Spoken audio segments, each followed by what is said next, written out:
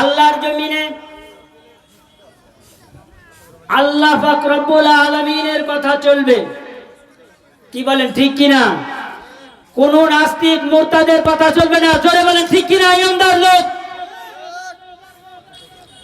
আজ থেকে 5 বছর আগে যখন বেঈমানরা বাধা দিয়েছিল এই মাহফিলের মধ্যে, আজকে দেখেন তারা বাতিল হয়ে গেছে, বাতিল ফেরকা হয়েছে। ঠিক কিনা সকলে বলেন? ইমানদার তো ওই ব্যক্তি, আল্লাহ পাক রব্বুল আলামিন বলেন, আমার আয়াতকে যে ব্যক্তি শোনার সাথে সাথে ইমানের জজ্বা তার ভিতরে কম্পিত হয়, সেই ব্যক্তি ইমানদার। সকলে বলেন সুবহানাল্লাহ।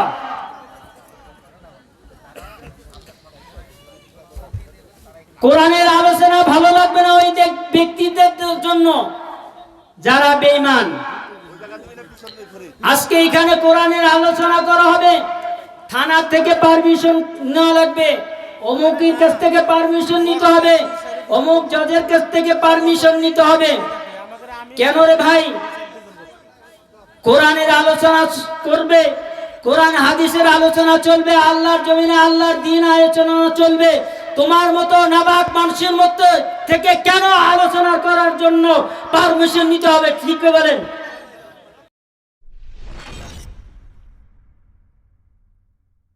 আলহামদুলিল্লাহ,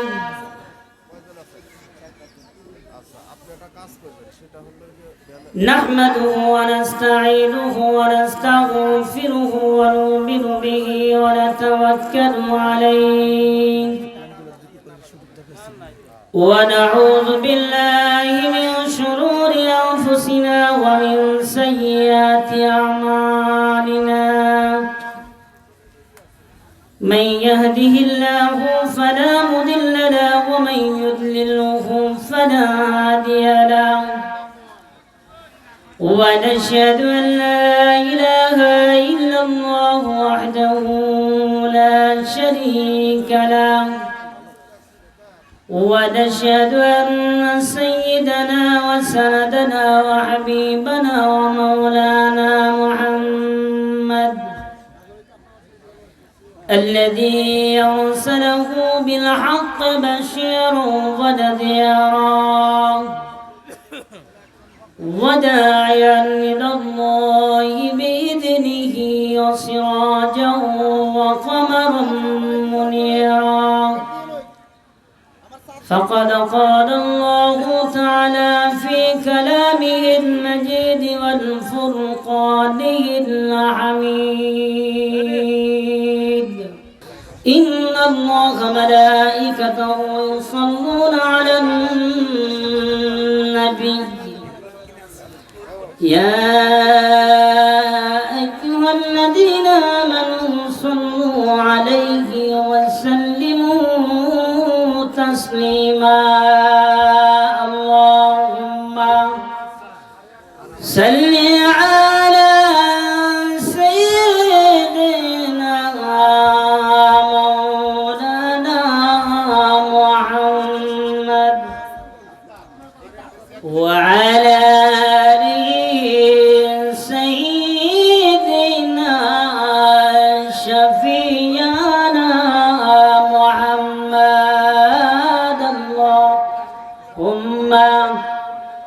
صل على سيدنا مولانا محمد وعلى آله سيدنا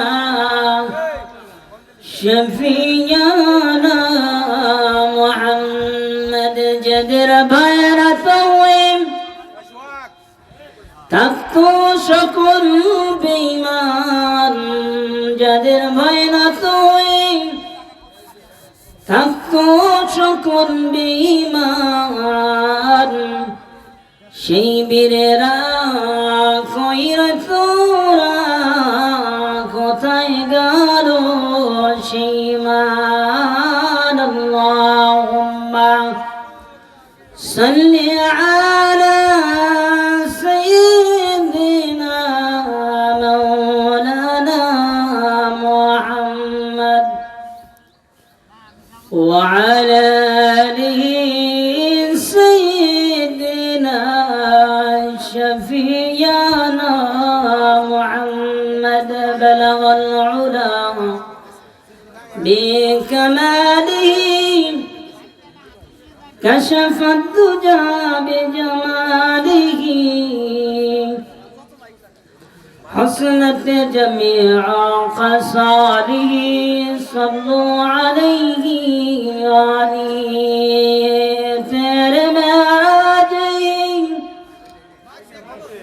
کہ تو لوگوں کو لم تک پہنچا اور میرے معراج ہے کہ میں تیرے قدم تک پہنچا لا الہ الا اللہ لا الہ الا اللہ لا الہ الا اللہ لا الہ الا اللہ لا الہ الا اللہ لا الہ الا اللہ لا الہ الا اللہ لا الہ الا اللہ لا الہ الا اللہ لا الہ الا اللہ لا الہ لا إله إلا الله محمد رسول الله সকলে বলি সাল্লাল্লাহু আলাইহি ওয়াসাল্লাম। মুআজ্জাজ মুহতারাম সম্মানিত মুসল্লিয়ানে কেরাম, পর্দার আড়ালে মা ও বোনেরা, প্রধান অতিথি, বিশেষ অতিথি এবং প্রধান বক্তা,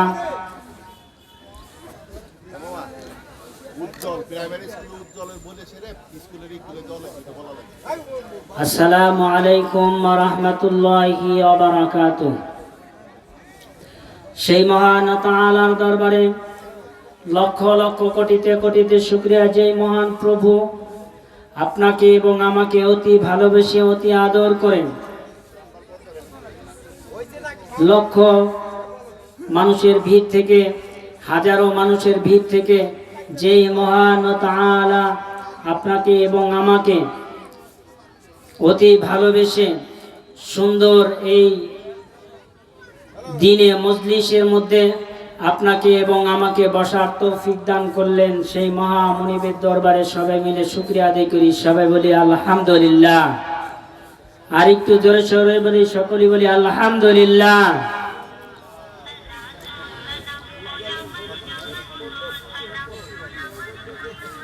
আসলে এখানে মাহফিল, কোরআন এবং হাদিসের মাহফিল, এটা কি আমরা সকলেই তো খুশি, কি বলেন, ঠিক কিনা? আল্লাহ পাক রব্বুল আলামিন এই মাহফিলের মধ্যে তাদেরকেই বসার তৌফিক দান করেন। আল্লাহ পাক রব্বুল আলামিন যাকে বেশি ভালোবাসেন, সকলে বলি সুবহানাল্লাহ। আজকে দেখেন, আজ থেকে প্রায় 5 বছর আগে এই মাঠে একবার মাহফিল হয়েছিল, মনে আছে তো সকলেরই? এই মাহফিলটা কিন্তু দীর্ঘ 5 বছর পর আবার চালু হয়ে গেল। সকলে বলেন আলহামদুলিল্লাহ। দীর্ঘ 5 বছর পর আবার চালু হয়ে গেল। এই মাহফিল হওয়াতে কত বাধা বিঘ্ন উপেক্ষা করে এই মাহফিল শুরু হয়েছে, সকলে বলে আলহামদুলিল্লাহ। এই মাহফিল একজন লোক খুশি, সেটা হচ্ছে ইমানদার ব্যক্তি। সকলে বলেন কে? ইমানদার ব্যক্তি। এবং একজন লোক বেজার, সেটা কি? বেঈমান ব্যক্তি বেজার। কারণ তারা চায় না যে এখানে একটা সুন্দর মনোরম পরিবেশে কোরআন হাদিসের আলোচনা করা হোক। কি বলেন, ঠিক কিনা? কথা বলেন। বলতেছিলাম, আজ থেকে 5 বছর আগে এখানে যখন মাহফিল করা হয়েছিল তখন বাধা বিঘ্ন হয়েছিল। কি কারণে? দেখেন, আল্লাহর জমিনে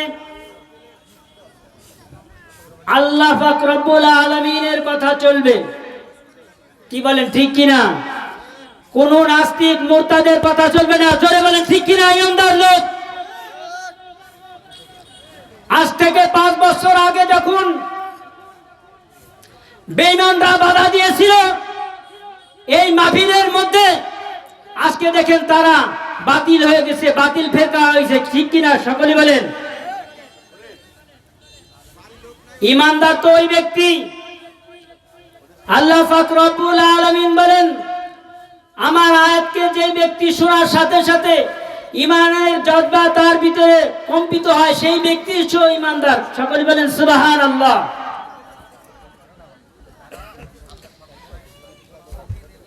কোরআনের আলোচনা ভালো লাগবে না ওই ব্যক্তিদের জন্য যারা বেঈমান।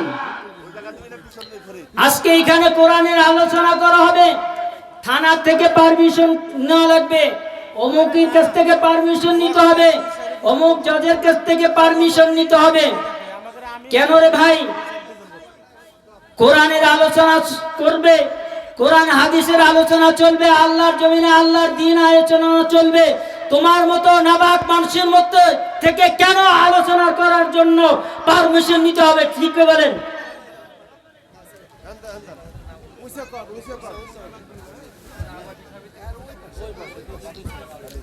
আল্লাহ পাক রব্বুল আলামিন বলেন, এই জমিনে আমি আল্লাহ পাক রব্বুল আলামিন যেমনি করেই হোক আমার দ্বীনকে প্রতিষ্ঠিত করবই। সকলে বলেন সুবহানাল্লাহ।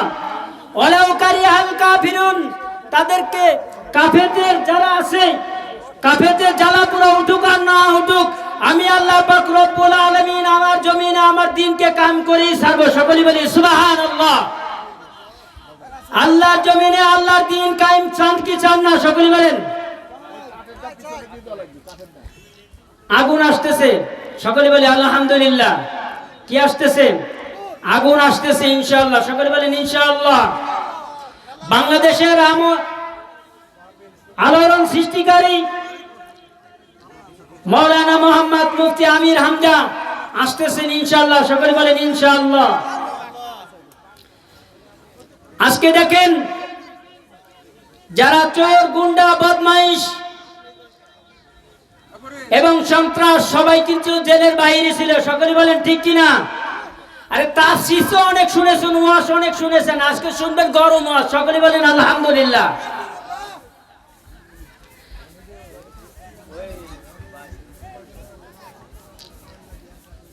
সন্ত্রাসরা বাইরে ঘোরাফেরা করে, অথচ একজন আলেম জেলে বন্দী থাকে। অপরাধ কি? কোরআন এবং হাদিসের আলোচনা করা অপরাধে আজকে জেলের ভিতরে তাদেরকে বন্দী করা হয়েছে। কি বলেন, ঠিক কিনা? কথা বলেন মুসলমান, কথা বলতে হবে, বুক ফুলে কথা বলতে হবে। আপনি ভয় পান, আপনি কেন ভয় পাবেন? আপনার শরীরের ভিতরে তো হুসাইনের রক্ত। কথা বলেন ঠিক কিনা? আপনি কেন ভয় পাবেন? আমরা মুসলমানের সন্তান, রক্ত দিতে জানি, কখনো মাথা নত করতে জানি না। ঠিক বলেন।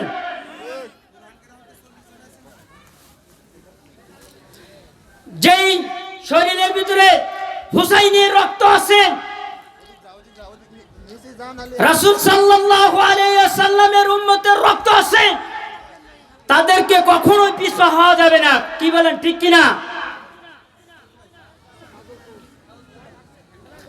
আলেমরা জেলখানার ভিতরে ঢুকে ঢুকে মারা যায়, অথচ সন্ত্রাসরা ওপেনে ঘোরাফেরা করে। তাদের অপরাধ জমিনের ভিতরে কোরআন এবং হাদিসের আলোচনা করার অপরাধে আজকে তাদেরকে স্টিম রুলার চালানো হচ্ছে। কি বলেন, ঠিক কিনা? আমরা তো এতদিন দেখেছি, এই যে এইখানে এত উন্মুক্ত ভাবে কথা বলার সাহস আমরা পেতাম না। সকলে বলেন আলহামদুলিল্লাহ। দিন কিন্তু এক সময় আসে না, এক মাঘে কি শীত যায়? কথা বলেন, এক মাঘে শীত যায় না। আরে তোমার মতো ফিরাউন 350 বছর রাজত্ব করেছে। কত বছর? সব কথা বলেন।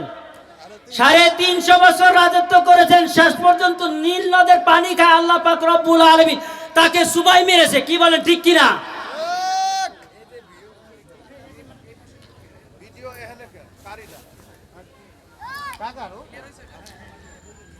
সেই জন্য আমাদের ফিরাউনের ইতিহাস জানতে হবে, বাহাদুরি করতে হলে হামানের ইতিহাস জানতে হবে, সাদ্দাতের ইতিহাস জানতে হবে। মুসলমান,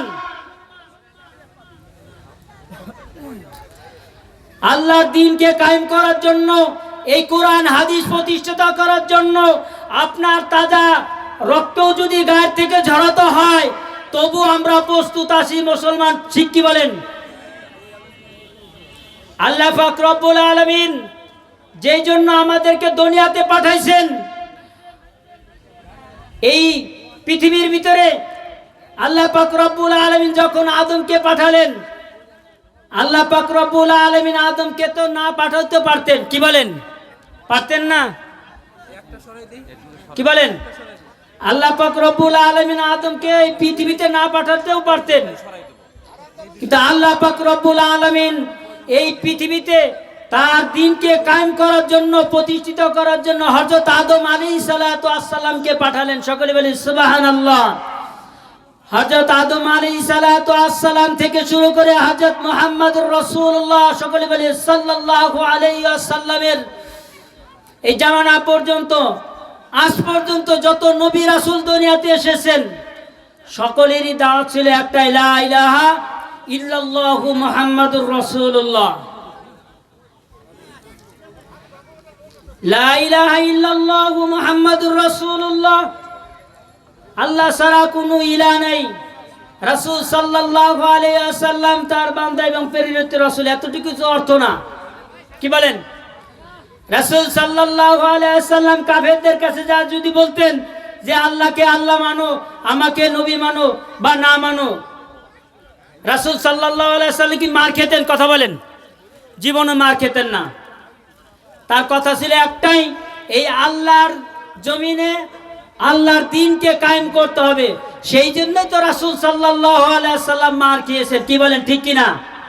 এমনি এমনি কি মার খেয়েছেন? এমনি এমনি মার খান নাই।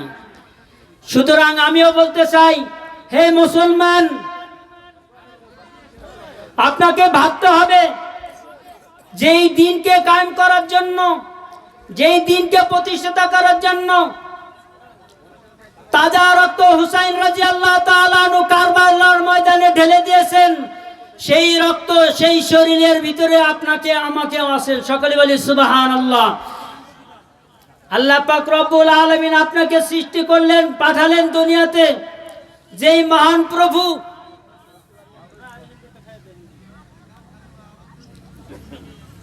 তার দ্বীনকে কায়েম করার জন্য, প্রতিষ্ঠিত করার জন্য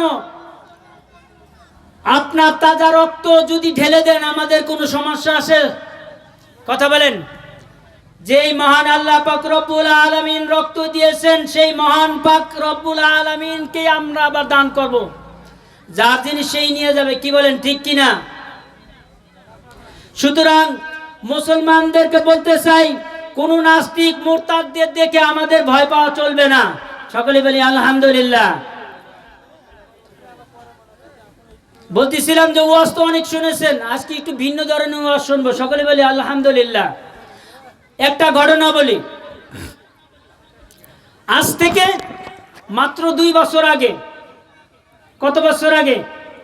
মাত্র 2 বছর আগে চট্টগ্রামের একটা লোক বলেছিল, হে মুসলমান একটু ভালো করে শোনেন, লোকটার নাম হচ্ছে নাদের খান। কি খান? মনে আছে তো আপনাদের? নাদের খান। কি খান? নাদের খান। আমি তার নাম দিয়েছি নাদান খান। কি খান? নাদান খান। নাদের খানের নাম দিয়েছি নাদান খান। দোয়ারও কারণ আছে। তার বাড়ির পাশে একটা মসজিদ আছে, মসজিদের মাইকের আওয়াজ অর্থাৎ আজানের আওয়াজ তার কানের ভিতর যাচ্ছে।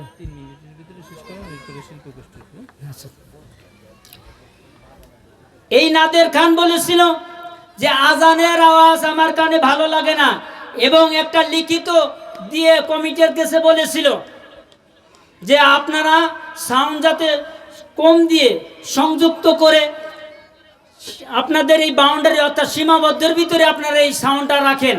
আমার কানে একটু সমস্যা হয়, আজান শুনতে সমস্যা হয়, এবং আমার ওয়াইফ আমাকে এই ঘুমাইতে একটু সমস্যা হয়। মনে আছে তো? মনে নাই? আজ থেকে 2 বছর আগের কথা। এই নাদান খান মসজিদের কমিটির কাছে শেষ পর্যন্ত একটা লিপিবদ্ধ দিল যে আমরা এই কানের সমস্যার কারণে আজানের আওয়াজ আমাদেরকে আর ভালো লাগে না। সেই লোকটা কিন্তু ছিল কি? মুসলমান। কি ছিল? কথা বলেন। মুসলমান ছিল। একটা মুসলমানের বাচ্চা হয়ে যদি বলে আজানের আওয়াজ আমার কানে ভালো লাগে না, মসজিদের মাইকের আজানের আওয়াজ আমার কানে ভালো লাগে না, এটা কি মুসলমান না অন্য কিছু? বলেন। সেই লোকটা নিঃসন্দেহ কাফের। কি কথা বলেন? নিঃসন্দেহ কাফের। আমি একটা বক্তৃতা আমি বলেছিলাম, এই লোকটা বাংলাদেশের মানুষ মুসলমান জীবিত থাকা সত্ত্বেও এই মুসলমান এই নাদান খান কিভাবে সাহস পায় মসজিদের আজানের আওয়াজ তার কানে ভালো লাগে না? আমি মুসলমানদেরকে বলতে চাই, এই ধরনের কুরুচিপূর্ণ ব্যক্তি যারা আমাদের সমাজে আছে, খোদার কসম করে বলে দিচ্ছি, আপনার গায়ের ভিতরে যতক্ষণ পর্যন্ত তাজা রক্ত আছে আপনি লড়ে যাবেন রাসূল সাল্লাল্লাহু আলাইহি ওয়াসাল্লামের ভাষায় পরিণত, যে কোনো ব্যক্তি যদি ইসলামের বিরুদ্ধে কথা বলে তাকে সঙ্গে সঙ্গে হত্যা করে দেওয়া। কি করে দেওয়া?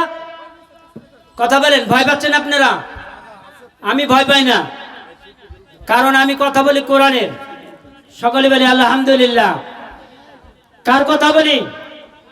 এই কোরআনের কথা বলার কারণে যদি আপনাকে জীবন দিতেও হয়, জীবন নিতেও হয়, আমি মুসলমান, আপনি মুসলমান, প্রস্তুত থাকতে হবে মুসলমান। ঠিক কিনা বলেন?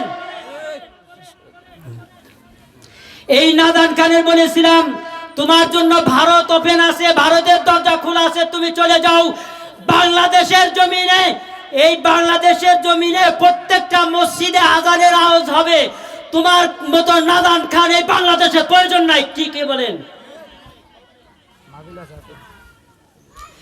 আমাদের জমিনে যারা এই মাহফিলে বাধা দিবে, রাসূল সাল্লাল্লাহু আলাইহি ওয়াসাল্লামের কথা বলতে বাধা দিবে, আল্লাহ পাক রব্বুল আলামিনের জমিনে কথা বলতে বাধা দিবে, তাদেরকে প্রতিহত করতে হবে। মুসলমান, আপনাকে ঘুমানোর জন্য এই দুনিয়াতে পাঠানো হয় নাই।